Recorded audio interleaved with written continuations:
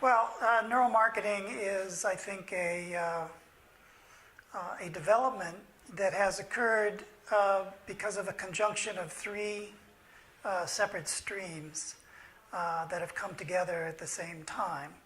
One is the development of the science of the brain, which includes neuroscience, psychology, behavioral economics. Several fields are developing new theoretical insights on the brain and how we make decisions. Secondly, has been an increase in the capacity of computing. So we have computing power now on our desktop that 10 years ago would have been a supercomputer. But today we can buy a desktop computer with very large capacity. And the third thing is that businesses are realizing that the answers that they get from traditional marketing methodologies are not adequate, and they want to learn more. They understand that there's this idea that whatever number you want to use, 95% of the brain power that we use as consumers are processes that are outside of our conscious awareness.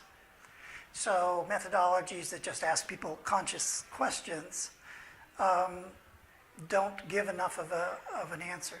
And so companies want to see the whole spectrum of consumer response.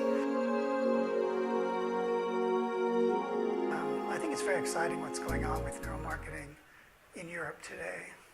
I found that I think there's more development, as I said in the meeting. There's more startups, more companies that are starting to emerge in Europe than in the United States. So Europe is, I think, a leader at this point.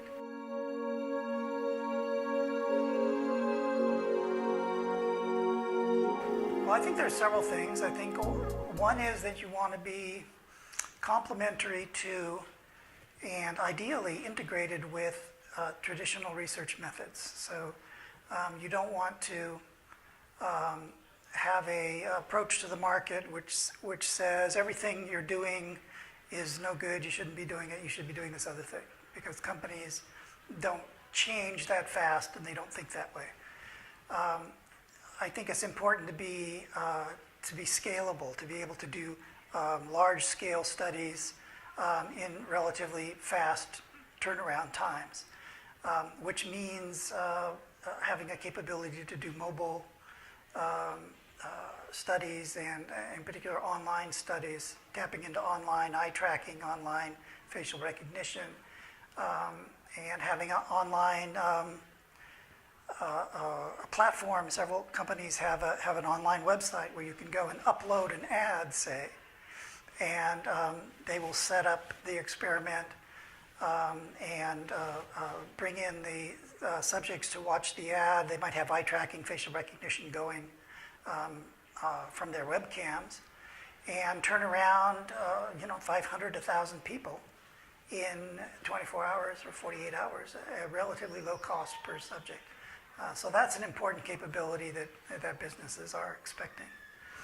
A third thing I think you need is you need to be open about the methodologies that you're using. In the early days, a lot of neuromarketing companies claim to have secret proprietary methodologies. We call them black box methodologies.